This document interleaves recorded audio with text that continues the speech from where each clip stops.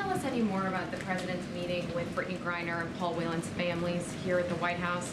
Has that moved the needle at all? And how will the president incorporate them and that call for their release into his meetings and conversations in New York? Will that be a public message, or will that be in more private conversations?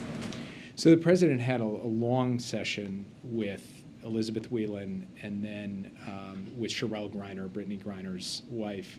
And they were both very practical, detailed discussions of both what the United States is doing to try to secure the release of Paul Whelan and Brittney Griner, what the family members can do to raise the profile of these cases, and also to try to rally the world to send a clear message to Moscow that it is time to end the unjust detention of these two individuals.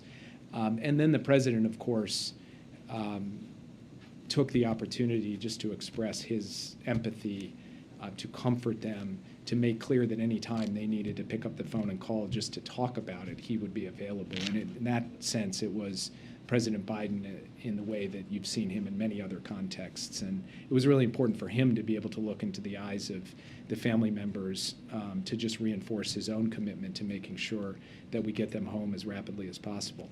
Fundamentally, the United States, at the direction of the president, has been prepared to take significant steps in order to secure the release of Brittney Griner and Paul Whelan.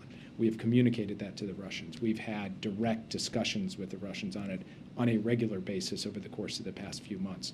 Those conversations are continuing. I won't say more from this podium about the precise details and nature of them, so I can protect the possibility that they will succeed. But the bottom line is that President Biden is prepared to take hard decisions to get them home. The Russians understand what we are prepared to do.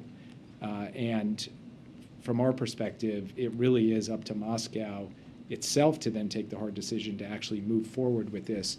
And we will continue to keep you posted as things develop and as those conversations continue at multiple levels, including through channels between the White House and the Kremlin.